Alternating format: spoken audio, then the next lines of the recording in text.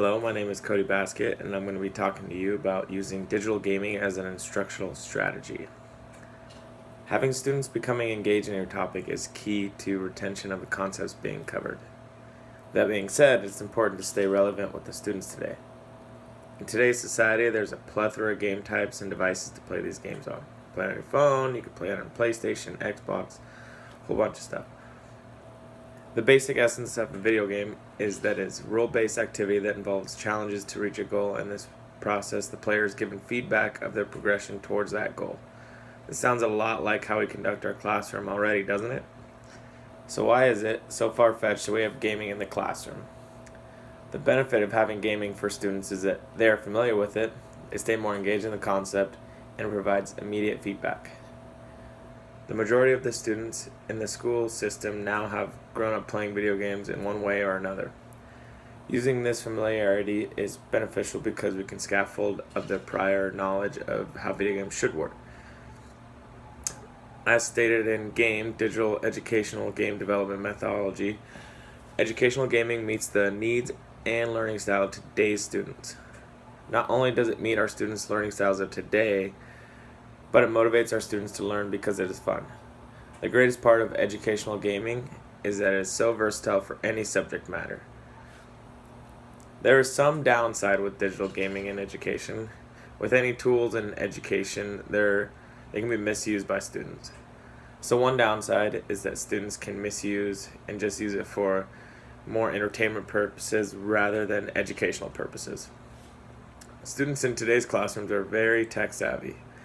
And if they wanted to use the device used for gaming for other purposes like Twitter, Instagram, Snapchat, they definitely could do that and hide it from you pretty well. Although many of these things could happen no matter what type of activity you're doing, if students aren't engaged in a topic, then it'll allow for them to misbehave, for the misbehavior to fester. Luckily, at Wording High School, we are encouraged to keep students engaged and use whatever instructional strategies we would like to do so. Whatever avenue you want to take to teach the students the concepts of your topic, it will have certain criteria. First, students will need to want to achieve at a high level.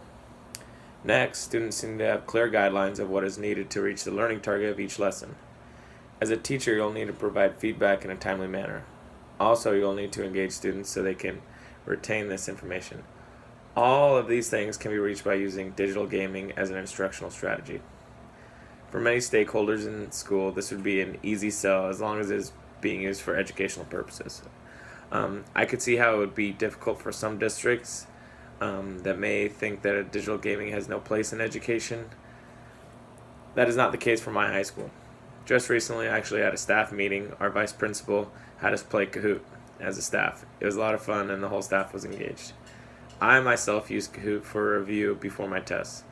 One thing I would do to convince the stakeholders of digital gaming is to take a short video of my students playing Kahoot to show how much they love it and how much they're engaged. Then I would show them the results saved from Kahoot, where it does a breakdown of the students' answers on each individual question. Then I would show test scores of after they've completed the Kahoot.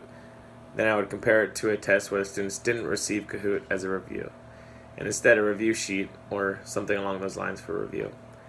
Kahoot is easy to do and can be achieved by teachers that don't have a lot of technology experience.